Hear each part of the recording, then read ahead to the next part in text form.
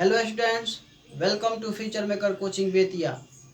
Dear students, आज मैं Bihar board त्रिकोणमिति class 10th का छठा वीडियो आगे आपको बता रहा हूं।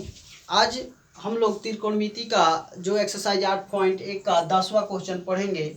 तो आइए वीडियो को आगे बढ़ाते हुए क्वेश्चन नंबर 10 पढ़ते हैं। इसके पहले हम लोग पढ़ चुके हैं त्रिकोणमिति 8.1 का पार्ट 1, पार्ट 2, पार्ट 3, पार्ट 4 और पार्ट 5। तो अगर आप उस वीडियो को आप नहीं देखे हैं तो उस वीडियो को देखिए और तब पार्ट 6 पढ़िए। ये लास्ट वीडियो होगा त्रिकोणमिति 8.1 का। इसके बाद हम लोग पढ़ेंगे त्रिकोणमिति 8.2 जो 10th के लिए बहुत जरूरी चैप्टर है 2021 के लिए। तो आइए वीडियो को आगे बढ़ाते हुए इस क्वेश्चन को सॉल्व करते हैं। क्वेश्चन लिखा है त्रिभुज पी क्यू आर में जिसका कोण क्यू समकोण है, और क्या लिखा है P R plus Q R बराबर 25 सेंटीमीटर और पी क्यू 5 सेंटीमीटर है। तो साइन पी, कॉस पी और टेन पी के मान ज्ञात करना है। तो यहाँ ध्यान देने वाली बात है, एक त्रिभुज की जब बात कर रहा है तो यहाँ पर हम एक समकोण त्रिभुज बना लेंगे जिसका कोण क्यू जो समकोण है। तो पी यहाँ से हम लेते हैं पी क्यू आर। आपको पता है कि इसमें क्वेश्चन में दिया हुआ है कि कोण क्यू क्या है, समकोण है। तो आपको बताए थे समकोण के सामने का जो भुजा होता है वो कर्ण होता है, एच होता है।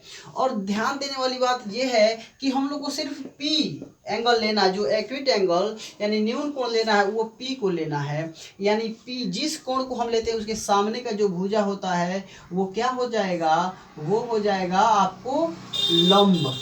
क्या हो जाएगा, लंब। और लंब को भी हम लोग पी से ही डिनोट करते हैं। और बच गया तीसरा भुजा, तो ये हमारे लिए आधार यानी बी हो जाएगा। तो ध्यान दीजिए, अब क्वेश्चन को सॉल्व करते हैं। जो दिया है उस मान को लिखते हैं। दिया है, क्या क्या दिया है, तो देखिए P R plus Q R बराबर 25 सेंटीमीटर, ठीक है। और दिया है पी क्यू बराबर 5 सेंटीमीटर यहाँ, ठीक है। अब देखिए इतना दे दिया है तो लिखेंगे चूंकि P R plus Q R बराबर 25 सेंटीमीटर। तो आगे देखिए पी आर को हम लोग एच से डिनोट कर सकते हैं और प्लस क्यू आर को पी से डिनोट कर सकते हैं। और ये हो जाएगा 25। याद आप लोग यहाँ पर ध्यान दीजिए, h बराबर 25। यहाँ से अगर इस p को अगर बराबर के उस साइड में कर दे तो माइनस क्या हो जाएगा, आपको p हो जाएगा। और h का आप लोग को फॉर्मूला पता है। पहले एक काम करते हैं, दोनों को स्क्वायर कर देते हैं, दोनों तरफ वर्ग करने पर। देखिए हम दोनों तरफ वर्ग कर देते हैं। वर्ग करने से फायदा ये होगा कि h का स्क्वायर हो जाएगा और 25 माइनस पी का भी होल स्क्वायर हो जाएगा। तो 25 का स्क्वायर सॉरी h का स्क्वायर और 25 माइनस पी का होल स्क्वायर का मतलब ये हुआ, ये a माइनस बी के होल स्क्वायर पर बैठ जाएगा। तो a माइनस बी का होल स्क्वायर होता है a square minus 2ab plus B square. तो a स्क्वायर यानी 25 का स्क्वायर और माइनस 2, a के जगह पर 25 है और b के जगह पर p है और प्लस b स्क्वायर यानी p का स्क्वायर। और आप लोग को पता है कि एच स्क्वायर बराबर होता है लंब स्क्वायर प्लस आधार स्क्वायर बराबर 25 का स्क्वायर होता है 625 और माइनस हो जाएगा 25 दूना 50 पी और प्लस पी का स्क्वायर। यहाँ देखिए बराबर के इधर भी पी स्क्वायर है और बराबर के बाद भी प्लस में पी स्क्वायर है। अगर बराबर के इधर भी प्लस में हो और इधर भी प्लस में हो, सेम अंक हो, तो वो क्या हो जाते हैं, कैंसिल हो जाते हैं, कट जाते हैं। तो अभी हमारा बच गया बी स्क्वायर बराबर 625। कितना हो जाएगा, 625 माइनस 50 पी। और देखिए बी कौन सा है, पी क्यू। देखिए b का जो मान पी क्यू का जो मान दिया है वही b का मान है 5 सेंटीमीटर, वो ऑलरेडी दिया है। तो हम b के जगह पर लिख देंगे कितना, 5। b का स्क्वायर है तो 5 का होल स्क्वायर। तो 625 माइनस 50 पी, ठीक है। उसके बाद देखेंगे आपका हो जाएगा 5 का स्क्वायर 50 25, ठीक है। और उसके बाद बराबर में हो जाएगा 625 माइनस 50p बराबर हो जाएगा, ये देखिए -50 इधर आएगा तो +50 हो जाएगा, और इधर 625 और +25 उधर जाएगा तो -25। तो यहाँ देखिए 50p बराबर 625 में से 25 निकलेगा तो राइट 600 बचेगा, एक 0 से 0 कट गया, 12 × 5 = 60, यानी p का मान आ गया कितना 12। ठीक है, p का जब मान 12 आ गया तो हम लोग यहाँ पर देखे हैं h बराबर, ध्यान दीजिएगा यहाँ पर, तो h बराबर, इसीलिए h बराबर हो जाएगा 25 माइनस p, यानी 25 माइनस p के जगह पर हम लोग लिख देंगे 12, इसका आ जाएगा 13। h का मान कितना आ गया 13, b का मान 12, तो h हो गया ये 13 और ये हो गया 12। ठीक है, अब देखिए, अब हम लोग को त्रिभुज के तीनों भुजाओं का मान मिल गया पी क्यू आर, यानी पी क्यू का मान मिल गया, फिर क्यू आर का मिल गया, फिर पी आर का मिल गया, तीनों मान मिल गया। तो अब हम लोग आसानी से ज्ञात कर सकते हैं sine P cos P tan P.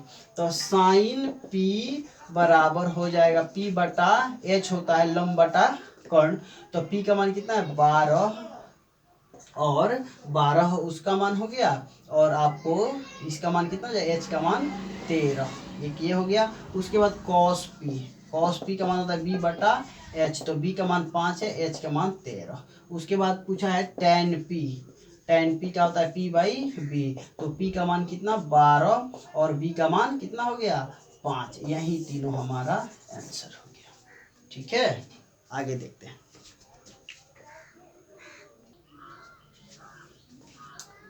आइए देखते हैं इस चैप्टर का लास्ट क्वेश्चन 11, यानी चैप्टर 8.1 का लास्ट क्वेश्चन 11 नंबर है। इसमें सत्य असत्य को बताना है। क्या बताना है? सत्य असत्य। जैसे बताइए कि निम्नलिखित कथन सत्य है या असत्य है, कारण सहित अपने उत्तर की पुष्टि कीजिए। तो ध्यान दीजिए, tan a का मान सदैव 1 से कम होता है। तो बताइए tan a का मान सदैव 1 से कम होता है? नहीं, यहाँ पर ये असत्य है। tan a का फॉर्मूला होता है tan बराबर, यानी tan a अगर ले लेते हैं तो ये होता है p/b, यानी देखिए tan a का मान सदैव 1 से कम होगा। 1 से कम कब होगा? कि जब यहाँ पर 3 होगा, मतलब ऊपर छोटा अंक होगा कोई भी, जैसे 3 और नीचे 4। तो अगर 3 में 4 से भाग करेंगे तो क्या आएगा? ये 1 से कम आएगा। लेकिन आप लोग को पता है क्योंकि tan a का मान p/b होता है, जिसमें p का मान b से अधिक भी हो सकता है। इसमें कोई ये जरूरी नहीं है कि ये हमेशा p छोटा ही होगा, ये बड़ा भी हो सकता है और ये छोटा भी हो सकता है। तो कहने का मतलब ये है कि अगर ये बड़ा मान हो जाएगा तो देखिए यहाँ पर ऊपर वाला 4 हो गया, नीचे वाला 3 हो गया, तो 1 से ज़्यादा नहीं हो जाएगा। 3 में भाग लगाएंगे, 3 से 4 में, तो 3 कम 3, 1 बच जाएगा, फिर पॉइंट में आने लगेगा इसका आंसर। तो देखिए 1 से बड़ा हो गया कि नहीं? तो इसलिए ये निश्चित नहीं है कि tan में p का मान हमेशा छोटा ही हो, लेकिन बड़ा भी हो सकता है। हर से बड़ा भी हो सकता है, हर से छोटा भी हो सकता है, इसीलिए ये असत्य है। उसके बाद कोण a के लिए किसी मान के लिए sec a बराबर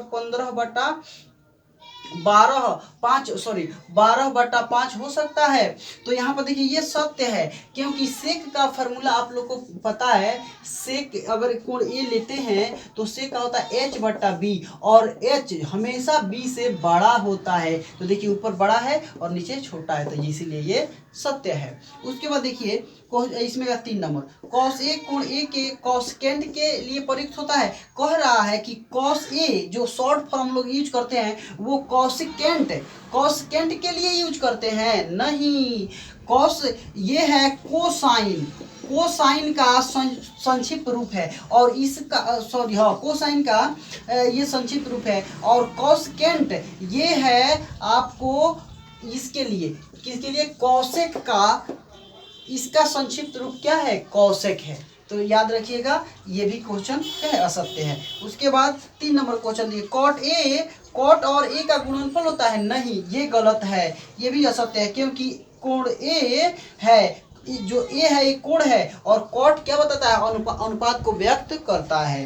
उसके बाद देखिए 5 नंबर लास्ट जो है, किसी भी कोण थीटा के लिए साइन थीटा 4/3 हो सकता है। तो साइन देखिए साइन थीटा, तो साइन का फॉर्मूला क्या होता है आपको P/H। तो P हमेशा क्या होगा H से छोटा होगा, तो H नीचे वाला बड़ा होना चाहिए और ऊपर वाला छोटा। तो यहाँ पर देखिए उल्टे हो गया है, ऊपर वाला बड़ा हो गया है और नीचे वाला छोटा हो गया, इसीलिए ये क्या है औसत है, क्योंकि 4 3 से बड़ा है और न लंब कर्ण से न बड़ा नहीं हो सकता है, इसीलिए। तो स्टूडेंट्स बताइए कि ये वीडियो कैसे लगा। आप मेरे चैनल को लगातार देखते रहिए, लाइक सब्सक्राइब कीजिए। अगर मेरे चैनल पर नए हैं तो अपने दोस्तों में ज़रूर शेयर कीजिए और लगातार पढ़ते रहिए। धन्यवाद।